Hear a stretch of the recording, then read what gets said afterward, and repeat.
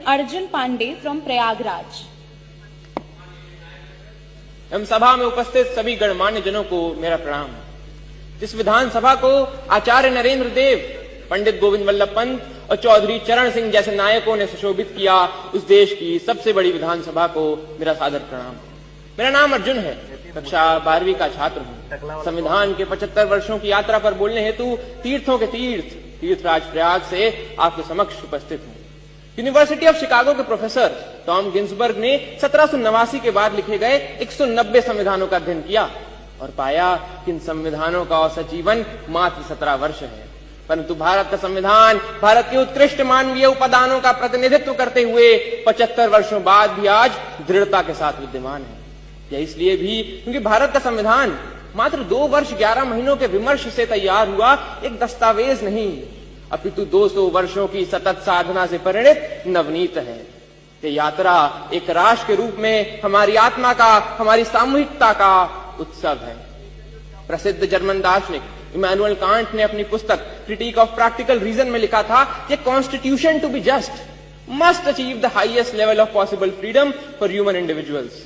Can't किसी वैचारिकता को अपनी समस्त समग्रता में समेटने का काम संविधान ने किया और एक समावेशी लोकतंत्र संजोया।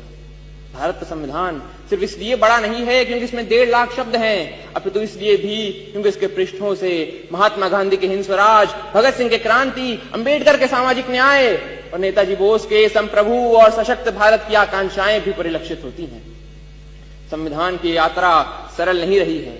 अगर इसने 24 अप्रैल 1973 को केशवानंद भारती निर्णय के रूप में रक्षा का प्रयास देखा तो 1975 में आपातकाल के रूप में प्रहार भी देखा।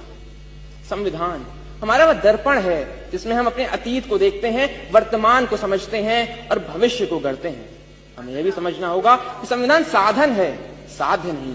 हाँ, वो हमें जमीन तैयार करके तो दे सकता है, परंतु उस पर फसल बोने का काम हमारे ही जिम्मे है। ऐसे में हमें समझना होगा कि हमें एक ऐसे राष्ट्र का निर्माण करना है जिसके 6 स्तंभ हों: समता, समृद्धि, समन्वय, संस्कृति, सेवा और समर्पण।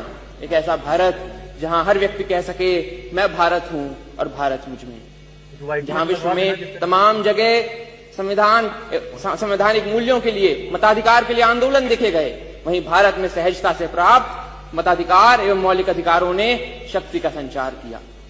हमारा ये कर्तव्य है कि हम एक ऐसे राष्ट्र का निर्माण करें जिसमें हर हाथ को अवसर मिले, हर सपने को ऊंचाई मिले और उसे पूरे करने का नैतिक साहस मिले। अंत में इतना ही कि हमने तहरीर की है कागजों पर सदियों की बातें, हमने तहरीर की है